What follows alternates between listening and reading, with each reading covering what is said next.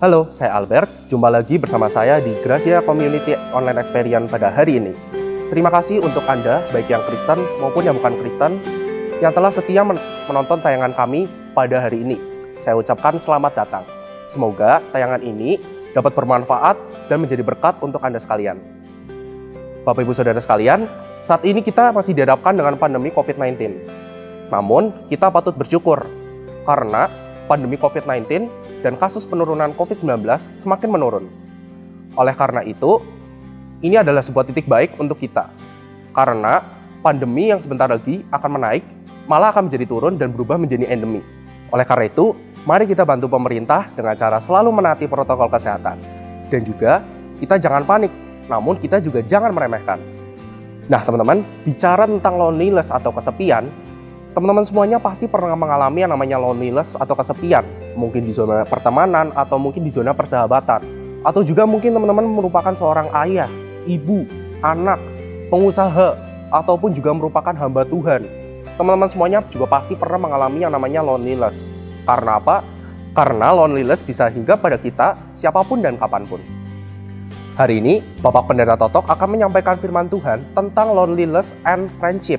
Semoga firman Tuhan yang dibawakan oleh Bapak Pendeta Totok dapat bermanfaat bagi kita yang sedang mencari jawaban tentang loneliness and friendship.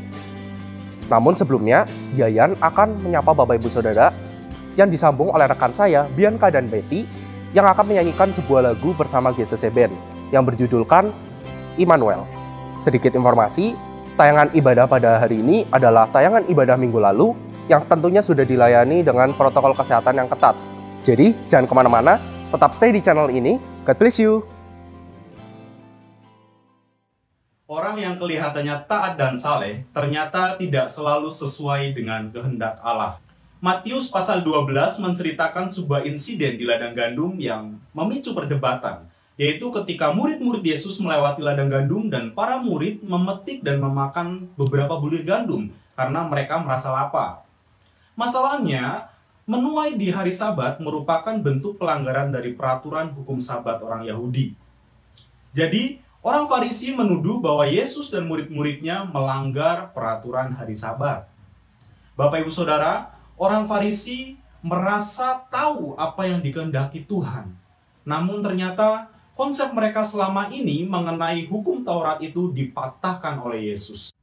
Yesus mengatakan, "Yang ku kehendaki ialah belas kasihan dan bukan pengorbanan." Karena mereka telah mengabaikan hal-hal yang penting dari hukum Taurat, yaitu belas kasihan. Ingin terlihat taat, namun ternyata tidak selalu sesuai dengan kehendak Allah. Itulah yang membuat mereka merasa tidak senang dan menghakimi orang lain ketika melihat orang lain melakukan perbuatan baik. Kita berusaha kelihatan taat, mencoba terlihat saleh, tetapi motivasinya untuk menjaga peraturan bukan karena tujuan kita diciptakan, yaitu untuk melakukan perbuatan baik. Bapak Ibu Saudara, ternyata kita bisa kelihatan saleh, tapi sebenarnya kita tidak mengamalkan kasih. Ketaatan tidak salah, dan peraturan ada untuk menertibkan. Yang salah adalah pola pikir dan motivasi yang keliru, sehingga menumpulkan inisiatif dan prioritas untuk melakukan tindakan kasih. Nyata bahwa belas kasih diinginkan oleh semua orang, tetapi tidak sering diberikan oleh semua orang. Tetapi yang luar biasanya, Bapak Ibu Saudara, Tuhan tetap memberikan kasih-Nya kepada kita, bahkan kepada kita yang sulit dikasihi. Dalam pasal sebelumnya, Yesus mengatakan, "Marilah kepadaku, semua yang letih lesu dan berbeban berat, aku akan memberikan kelegaan kepadamu." Semua orang, termasuk kita yang terkadang mengecewakan Tuhan, tetapi kasih-Nya tidak pernah berubah. Ia tetap mengerjakan anugerah dan kebenarannya, karena tujuan hidup dan inisiatif Yesus untuk menyelamatkan manusia berdosa tidak pernah berubah. Bapak Ibu Saudara, pada suatu hari segerombolan anak-anak sekolah pergi ke area belakang sekolah mereka pada jam istirahat.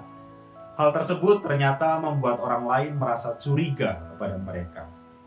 Orang-orang mencurigai segerombolan anak sekolah tersebut melakukan hal yang tidak diinginkan, seperti merokok contohnya.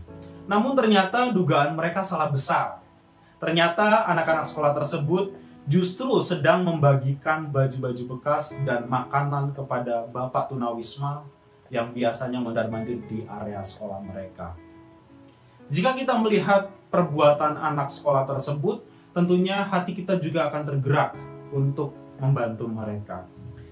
Tindakan kebaikan meskipun sederhana dapat Tuhan pakai untuk mengubahkan orang lain. Firman Tuhan mengatakan, "Kasihilah Tuhan Allahmu dengan segenap hatimu dan dengan segenap jiwamu dan dengan segenap akal budimu. Dan kasihilah sesama manusia seperti dirimu sendiri." Bapak Ibu Saudara, terkadang cibiran orang berisiko menumpulkan inisiatif kita untuk melakukan perbuatan baik. Namun demikian, kita yang telah menerima kasih karunia keselamatan dari Tuhan, masihkah kita menahan kebaikan kepada orang lain? Apakah menghindar untuk datang beribadah merupakan bentuk mengasihi Tuhan? Bapak Ibu Saudara, kiranya kasih Tuhan menggerakkan hati dan tindakan kita untuk melakukan perbuatan baik. Tuhan Yesus memberkati. Kita nyanyikan bersama-sama Immanuel, Engkau Allah besertaku. Engkau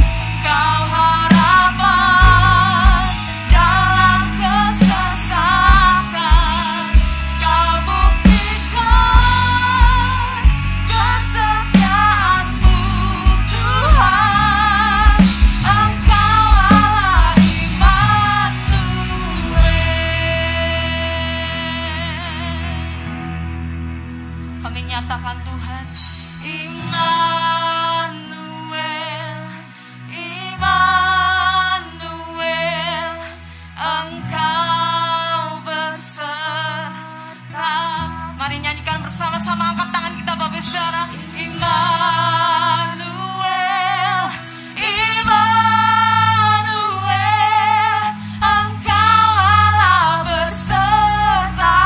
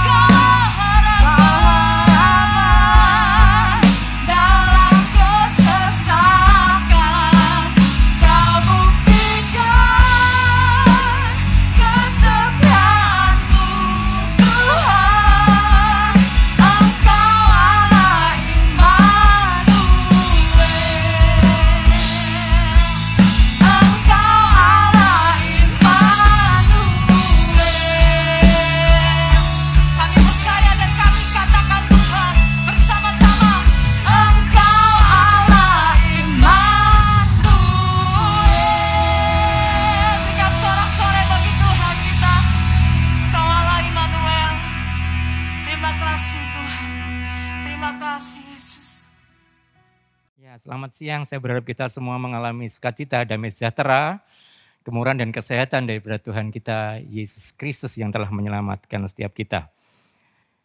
Saya akan mengawali renungan hari ini dari sebuah artikel yang saya pernah baca sebenarnya kurang lebih 6 bulan yang lalu. Seorang pemuda usia 28 tahun, dia bernama Avi CE. Ada yang pernah dengar nama ini? Nama aslinya Tim Bergling, nanti bisa dilihat di internet. Di usia 28 tahun, dia dari mulai 26, 27 usianya dia menjadi orang yang terkenal karena dia seorang master DJ dalam sebuah musik EDM, Electronic Dance Music. Beberapa kali dia sebagai nominator Grammy Awards. Tapi pada tanggal 20 April 2018 kemarin, dia memutuskan mengakhiri hidupnya. Kenapa? Tidak ada yang tahu secara pasti. Tapi dari beberapa teman-teman dekatnya, dia mengalami loneliness, mengalami kesepian. Seorang yang luar biasa ada di panggung, begitu gegap gempita, semua memujanya. Tetapi tanggal 20 April 2018 dia mengakhiri hidupnya. Dibalik dari semua ketenarannya. Banyak orang berpikir, apa sih yang dipikirkan? Kaya, sukses, kemudian bunuh diri. Karena kesepian. Kecuali kita yang ditinggal keluarga kita, kemudian di rumah sendirian tidak ada siapa-siapa, itu juga mungkin disebut sebagai kesepian. Tidak pernah ada yang telepon selama 7 tahun, itu kita mungkin mengalami kesepian. Tetapi kesepian itu sangat-sangat luas. Ya, maka hari ini saya sesuai dengan pergumulan yang sudah dalam doa, saya mengajak kita mengambil tema loneliness, ya, penghambat pertemanan. Visi gereja GBT Yesus Selamat luar biasa. Ya, salah satu yang disebutkan bahwa membuat perbedaan, ya, dengan melakukan bagi satu melalui pertemanan. Bapak, Ibu, dan saudara kasih Tuhan, dari fokus inilah saya ingin mengajak kita mengambil lihat ini. Loneliness, kesepian penghambat pertemanan. Saya berharap lewat renungan ini kita akan membangun pertemanan dengan orang lain dengan jauh lebih baik, di mana kita pribadi yang tidak mengalami loneliness punya solusi bagaimana kita keluar dari situasinya. Saya mengambil tokoh yang tidak asing bagi kita, seorang Sakius yang mengalami loneliness. Izinkan saya membaca dari Lukas pasal 19 ayat yang ke-1 sampai dengan yang ke-10. Sebelum kita merenungkan ini, ada sesuatu yang saya ingin sampaikan berkaitan dengan pertemanan. Kata seorang bernama Rumi, dia berkata begini, jika yang kamu cari adalah teman yang sempurna, maka kamu tidak akan mendapatkan seorang teman. Mengapa demikian? Karena kita juga bukan orang yang sempurna. Tadi Mbak Feni terima kasih memberikan pengantar. Kita ini bukan orang yang sempurna. Bagaimana kita menuntut orang lain menjadi teman kita yang sempurna? Tidak akan mungkin. Maka berpikirlah sederhana. Kalau begitu kita sadar saat kita mulai membangun pertemuan dalam visi, misi gereja, kita akan menemukan kita dirugikan, kita dikhianati, kita disakiti, kita dilukai. Tapi bisa juga kita dimotivasi, dibangkitkan, diberikan semangat yang luar biasa, kita diuntungkan di dalamnya. Tapi catat terlebih dahulu, resikonya pertemanan itu melukai kita. Jujur kita pasti beberapa kali kehilangan teman-teman yang mungkin masih hidup tetapi sudah tidak berteman dengan kita. Karena banyak hal di dalamnya. Sakius mewakili tentang kesepian. Ayat yang pertama sampai dengan yang ke-10. Yesus masuk ke kota Yeriko dan berjalan terus melintasi kota itu. Di situ ada seorang bernama Sakius, kepala pemungut cukai. Dan ia seorang yang kaya. Ia berusaha untuk melihat orang apakah Yesus itu. Tetapi ia tidak berhasil karena orang banyak, sebab badannya pendek. Maka berlarilah ia mendahului orang banyak. lalu memanjat pohon ara untuk melihat Yesus yang akan lewat di situ. Ketika Yesus sampai ke tempat itu, ia melihat ke atas dan berkata, "Zakius, segeralah turun, sebab hari ini aku harus menumpang di rumahmu." Lalu Zakius segera turun dan menerima Yesus dengan sukacita. Tetapi semua orang yang melihat hal itu bersungut-sungut katanya, ia menumpang di rumah orang berdosa. Tetapi Zakius berdiri dan berkata kepada Tuhan, "Tuhan, setengah dari milikku akan kuberikan kepada orang miskin, dan sekiranya ada sesuatu yang kuperas dari seseorang, akan kukembalikan 4 kali lipat." Kata Yesus kepadanya, "Hari ini telah terjadi keselamatan kepada rumah ini, karena orang ini pun anak Abraham."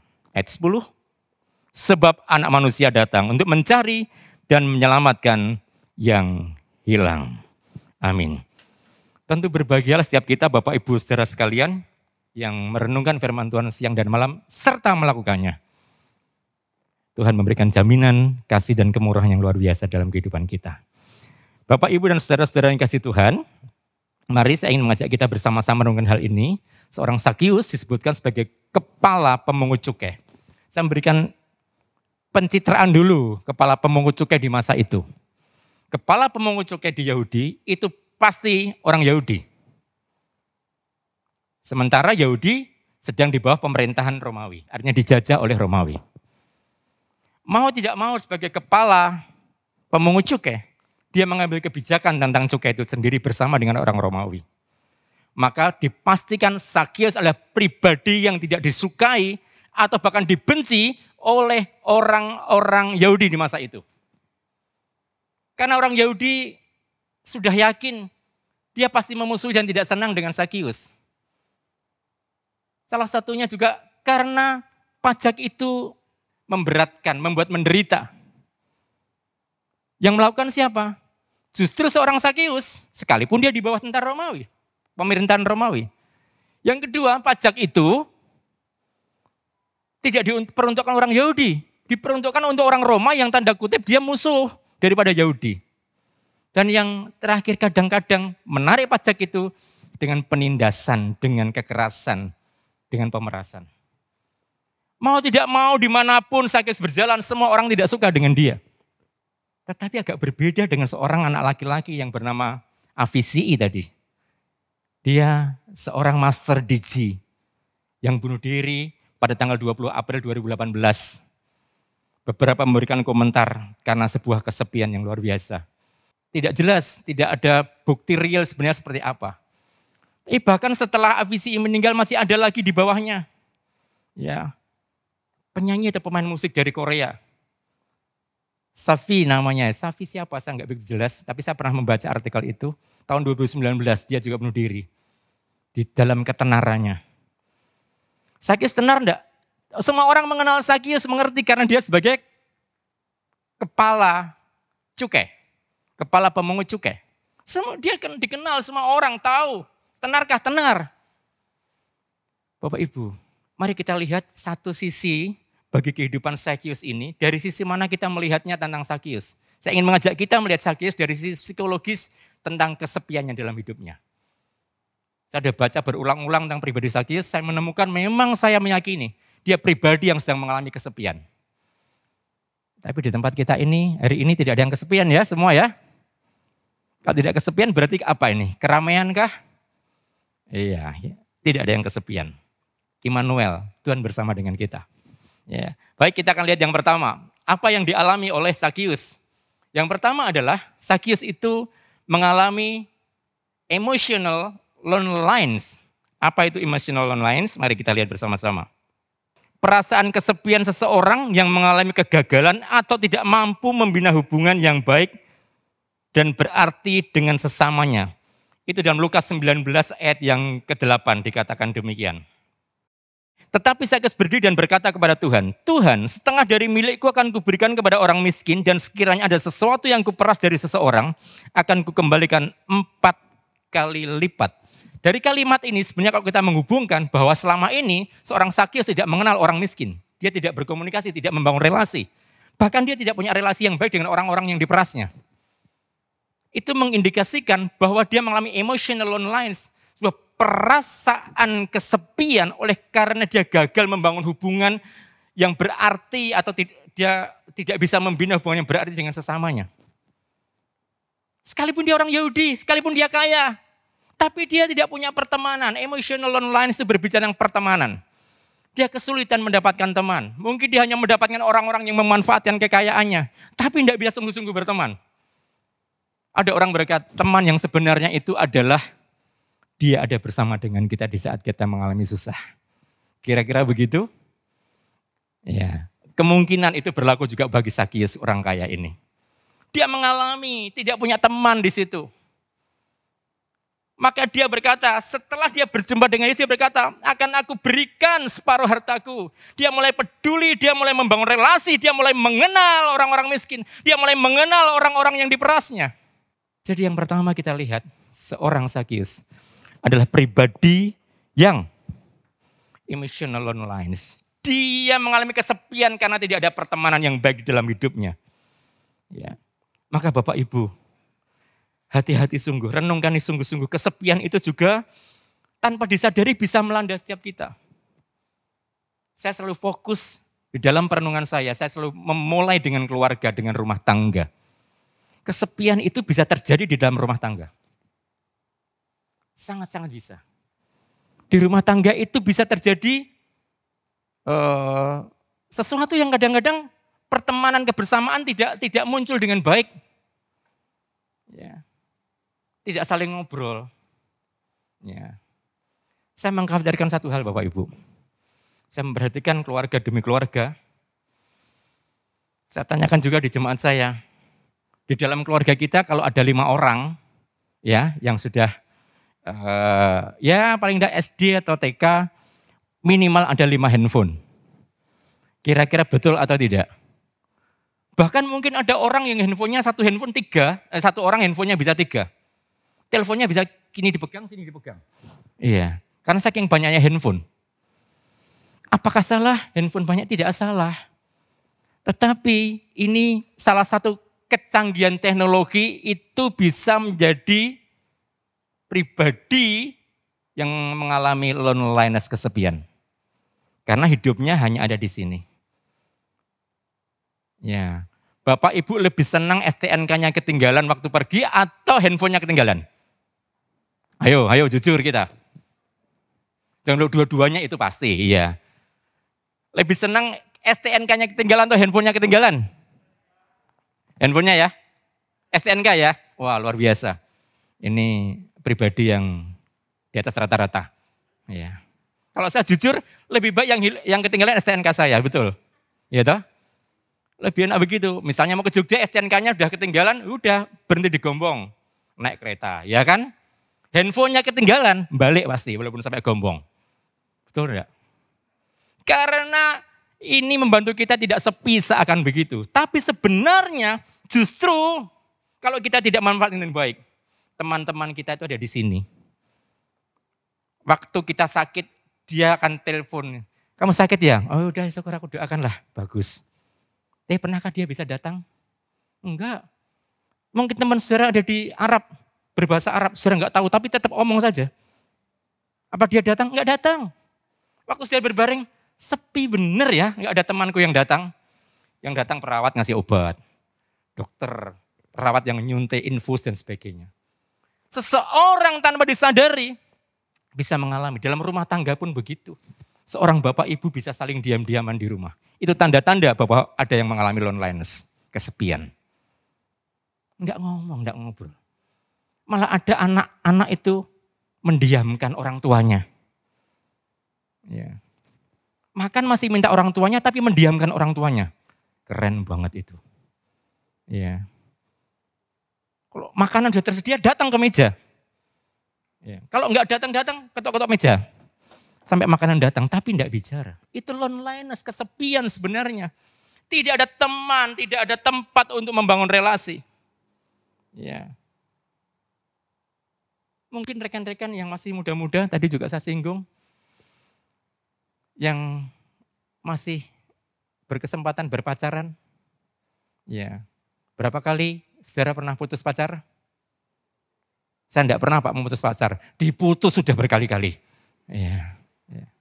Pacarnya 5, putusnya udah selosin. Yang lainnya itu belum sempat ngomong sudah diputus. Ya. Sudah perlu bertanya. Jangan-jangan saya ini mengalami emotional loneliness, kesepian dalam membangun pertemanan. Tidak punya cara bagaimana keluar dari situasi itu. Ya. Mungkin jangan-jangan setiap berpacaran, orang kita hanya berpikir, oh ini diriku, aku tidak berusaha untuk membangun sesuatu yang baik. Berpacaran itu, jangan disimpulkan bahwa itu pernikahan lain. Ini berpacaran. Maka sebelum berpacaran, saya menyarankan nih kaum muda, para playboy, cap kampak atau cap kaki 3, bolehlah ya. Saya mau menyarankan, jangan berkata I love you sebelum saudara yakin mencintai betul-betul. Ya. Sekali lagi, jangan berkata I love you sebelum saudara yakin mencintai betul-betul. Terus gimana caranya? Bangun persahabatan yang baik. Mengenal dengan baik lebih spesial. Baru yakin, ini nih, Tuhan kirimkan malaikat kecil menjadi pilihanku. Nah, begitu dipilih nggak mau ya sudah. Iya, nggak apa-apa, tapi kan udah berusaha. Paling tidak sudah mengenal, penjajakan dulu kan? Ya, penjajakan dulu. Ya. Bapak, Ibu, dan saudara kasih Tuhan, loneliness terjadi kepada siapapun sebenarnya. Dimanapun. Ya. Hamba Tuhan bisa mengalami, sangat-sangat memungkinkan bisa juga. Ya, maka Sakius mewakili setiap kita hari ini. Yang kedua, Sakius mengalami namanya social loneliness. Ya, sebuah perasaan kesepian seseorang karena merasa tidak berharga atau tidak dihargai. Social loneliness.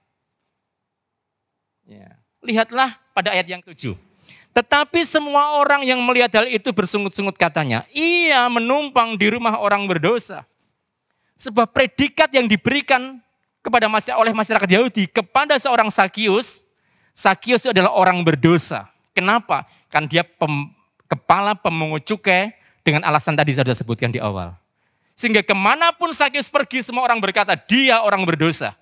Maka pada waktu Yesus menghampiri ke rumah Sakius, mereka semua berkata, Sakius orang berdosa.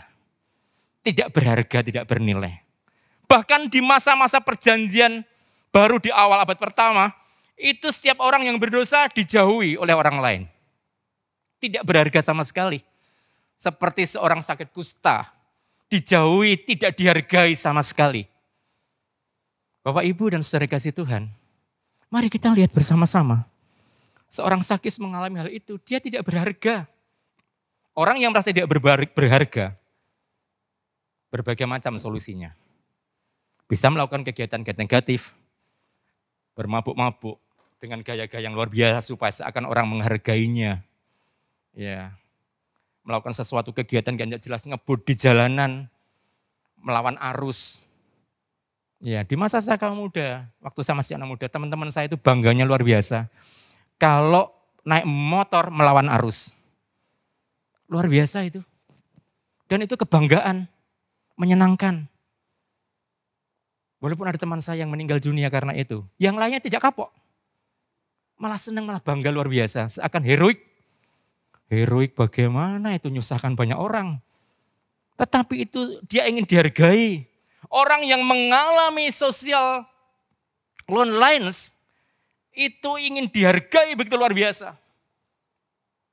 Untuk kita orang-orang yang percaya Immanuel ada bersama dengan kita. Kita akan melakukan yang baik atas hal ini. Tapi orang yang tidak di dalamnya, dia akan keluar dengan situasinya mereka. Bapak Ibu bisa menemukan para pemabuk. Ingin dihargai. Semakin banyak minumnya mungkin semakin bangga. Mungkin loh ya. Saya juga banyak minum. Paling tidak 2,5 liter per hari. Air putih. Saya yakin tidak bikin mabuk kalau itu ya Bapak Ibu. Masih banyak yang lain, pelarian-pelarian yang lain yang itu menjadi negatif. Sakius memberikan solusi karena Tuhan mengerjakannya. Dan yang ketiga, existential loneliness. Ya, ayat yang ke-10 mengatakan demikian. Sebab anak manusia datang untuk mencari dan menyelamatkan yang hilang. Existential loneliness adalah perasaan kesepian oleh karena kehilangan pegangan hidup. Bisa seorang istri ditinggal suami, kehilangan pegangan hidup. Begitu suami meninggal bisa berkata begini, maaf, Mas, aku mau ikut saja. Di peti bilang, Mas, aku tidak bisa hidup tanpamu. Aku ingin ikut kamu. Suaminya bilang, weh melu ning endi? Enggak, suaminya udah meninggal Bapak Ibu. Ya, kamu ikut kemana? Ya, tapi itu ekspresi wajar, kehilangan pegangan hidup. Atau seorang yang ditinggal pacarnya yang sangat dicintai. Kemudian kehilangan pegangan hidup. Rasanya aku tidak mampu lagi untuk hidup tanpamu.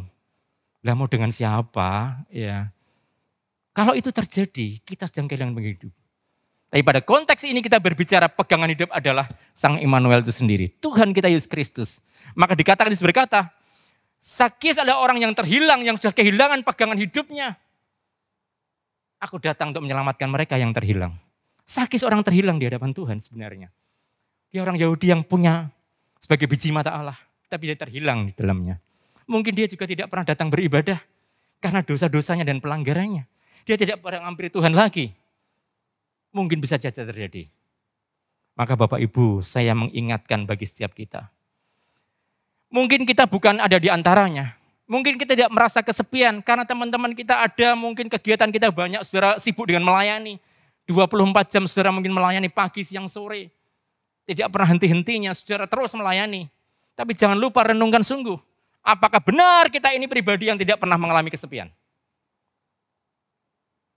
Yang pertama, mungkin kita pernah mengalami emotional loneliness. Kita tidak punya teman-teman. Yang kedua, mungkin kita merasa tidak berharga, tidak dihargai. Yang ketiga adalah mungkin existential loneliness itu sungguh menerpa diri kita karena kita tidak punya pegangan hidup lagi. Oleh karena itu Bapak, Ibu dan saudara kasih Tuhan, saya mengingatkan banyak hal akan hal ini. Karena kita mau melangkah untuk menjangkau hidup kita dipakai Tuhan bagi satu pribadi, membangun sebuah pertemanan ke depan. Saya meyakini loh, ini kalau misalnya masing-masing kita membangun pertemanan, berbuat sesuatu, kira-kira terang Kristus sampai kepada mereka enggak? Sampai. Ini ada berapa kita yang hadir? 1000 orang. Ya. Masing-masing bersahabat dengan satu orang. Melakukan sesuatu bagi seseorang. Terang Kristus nyata di sana. Saya mau bertanya, bisa enggak bulan berikutnya 2000 ada bersama dengan kita? Bisa? Sangat bisa. Sangat bisa. Tapi dimulai dari diri kita dulu. Jangan-jangan kita sedang membangun pertemanan sementara diri kita sedang mengalami sebuah kesepian yang tanpa kita sadari.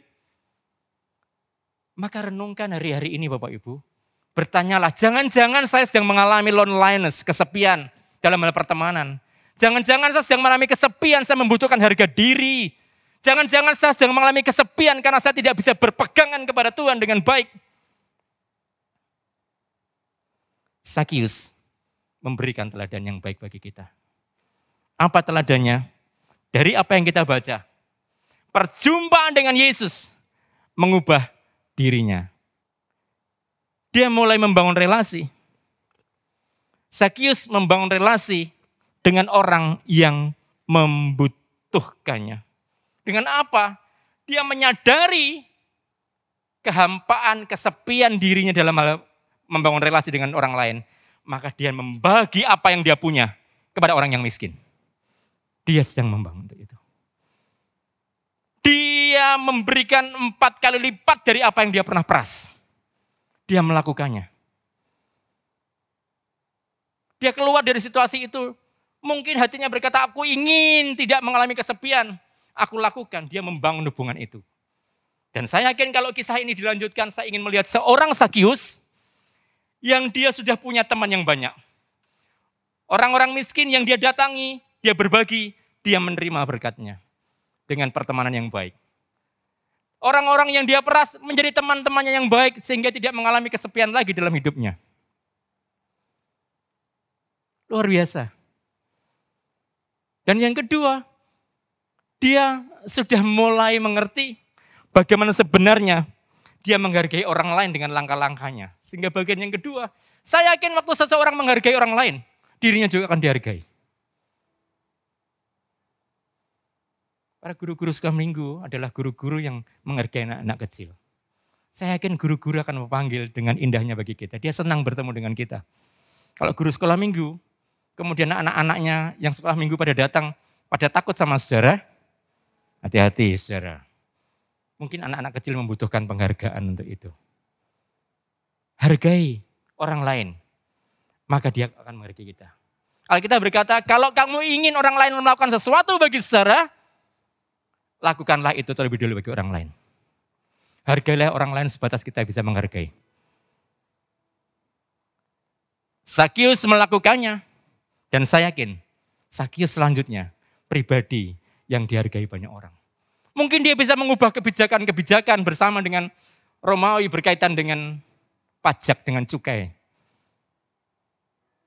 Itu mungkin menyenangkan. Bahkan mungkin dia terus apa yang dia dapatkan juga dia bagikan kepada orang lain. Orang lain akan menghargai dia. Saya yakin Sakius selanjutnya menjadi pribadi yang tidak kesepian. Tapi dia hidup dengan sesuatu yang indah di sana.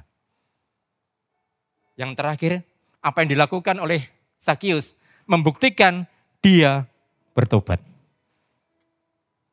Perjumpaan dengan Yesus mengubahkan dirinya. Bapak, Ibu, dan saudara kasih Tuhan, mari kita memulai di tengah rumah tangga kita masing-masing. Di keluarga kita masing-masing. Bangun ini. Pertemanan di tengah keluarga kita. Relasi yang baik di tengah keluarga kita. Kalau saudara mungkin pribadi yang sering berbenturan dengan papa, mama, mertua, istri, atau suami, atau anak-anak. Jangan-jangan saudara sedang mengalami situasi itu. Hari ini berhenti dari itu. Ya, lakukan sesuatu bagi orang-orang di sekitar kita yang terbaik yang kita bisa lakukan. Saudara mungkin sedang butuh dihargai, sehingga saudara ingin merasa saudara hebat. Lakukan sesuatu menghargai orang lain, kita pasti akan dihargainya. Sehingga kita tidak sepi dari penghargaan. Yang terakhir, mungkin saudara pernah berkata, tidak Tuhan-Tuhanan lagi. Tidak pelayanan-pelayanan lagi. Tidak main musik-musikan lagi. Bahkan sudah tidak pernah lagi memuji Tuhan. Karena sudah kehilangan pegangan hidup. Hari ini, Sakius memberi teladan bagi kita. Perjumpaannya dengan Yesus mengubah dirinya. Pujian terakhir tadi berkata, Immanuel, Immanuel. Kalimat itu muncul dalam surat Matius, dalam Injil Matius. Dia akan diberi nama Immanuel, yang artinya apa? Tuhan beserta dengan kita. Kalau kita yakin Tuhan beserta dengan kita, saya yakin pribadi kita kalau kita mau, kita diubahkannya. Dia ada bersama dengan kita. Dia pegangan hidup kita. Tidak ada kata hopeless, tidak ada kata putus asa dalam hidup ini. Tidak ada kesepian lagi, dia ada bersama dengan kita. Roh Kudus penghibur bagi kita. Sehingga saat kita dipulihkan seperti Sakius, kita bisa melangkah, membangun pertemanan dengan orang-orang dan menjadikan terang dalam hidup kita. Mari kita berdiri bersama-sama. Bapa di surga, ini setiap kami ada di hadapan-Mu. Waktu kami berkata Immanuel, sesungguhnya jiwa, pikiran, hidup kami ada bersama dengan Engkau. Tetapi kadang kami melalaikannya karena kesibukan, karena beban, karena persoalan, karena sesuatu yang seakan ingin memenuhi jiwa dan pikiran kami. Bahkan terkadang ada di antara kami tanpa kami sadari, kami sedang mengalami kesepian. Tidak ada orang-orang yang berelasi dengan kami seperti yang kami butuhkan. Kami mungkin mengalami kesepian karena banyak orang tidak menghargai kami. Mungkin sebagai istri, suami tidak menghargai. Sebagai suami, mungkin istri tidak menghargai. Atau orang tua tidak dihargai oleh anak. Bahkan sebaliknya. Mungkin di tengah-tengah pelayanan, di tengah-tengah pekerjaan, di masyarakat. Buat kami sadar bahwa Engkau ada bersama dengan kami. Engkau pernah berkata bahwa Engkau sahabat kami. Engkau mengatakan kami adalah biji matamu sendiri sebagai penghargaan yang tertinggi yang Engkau berikan. Bahkan Engkau juga mengatakan, akulah perisai hidup. Sebagai tempat pegangan dalam kehidupan kami. Maka hari ini Bapa di surga, jamah setiap kami. Kalau ada di antara kami sadar bahwa dalam sebuah kesepian, Engkau yang menjamah. Engkau ada bersama dengan kami masing-masing. Penyataanmu lewat karyamu dalam kehidupan hari lepas hari. Lewat mujizatmu, lewat tuntunanmu. Ada bersama dengan kami semuanya hari ini. Terima kasih Bapa. Kami mengucap syukur kepadamu. Tidak ada lone lines lagi dalam kehidupan kami yang akan menghambat pertemanan kami dengan banyak orang. Terima kasih Bapa di surga. Di dalam nama Tuhan Yesus Kristus kami berdoa. Kami serahkan setiap kami dalam tangan-Mu. Pergumulan anak-anak-Mu di tengah-tengah keluarga. Pergumulan anak-anak-Mu di tengah-tengah masyarakat. Di tengah-tengah pelayanan. Di tengah tuntutan pendidikan dan hari yang akan datang, masa depan. Engkau Tuhan terus menyertai dan memberkati. Memberkati gereja-Mu di tempat ini yang telah Tuhan pakai untuk berkarya bagi masyarakat, bagi jemaat, bagi lingkungan. Kehangatan gereja-Mu bagi Banyumas ini. Terus Engkau memberkati gereja-Mu. Berkati Ibu Gembala. Dimanapun sedang berada saat ini. Engkau menyertai dan memberkati, pakai sebagai alat kemuliaan-Mu. Untuk menggembalakan umat-Mu dan menjadi berkat bagi yang lain. Berkati pelayan-pelayan-Mu yang setia melayanikan Engkau hari ini. Engkau menyertai. Engkau juga memberkati bangsa kami, bangsa Indonesia ini. Terima kasih Bapa, kami mengucap syukur kepadamu. Arahkan mata hati kita hanya kepada Dia semata-mata sang sumber berkat dan pertolongan. Berbahagialah Bapak Ibu saudara sekalian, yang merenungkan firman Tuhan, siang dan malam serta melakukannya. Seperti pohon yang ditanam di tepi aliran air, yang menghasilkan buah pada musimnya, dan yang tidak pernah layu daunnya. Apa saja yang diperbuatnya berhasil. Maka diberkatilah Bapak Ibu saudara sekalian, mulai sekarang sampai selama-lamanya, dalam nama Bapa, Putra, dan Roh Kudus. Amin. Tuhan Yesus memberkati.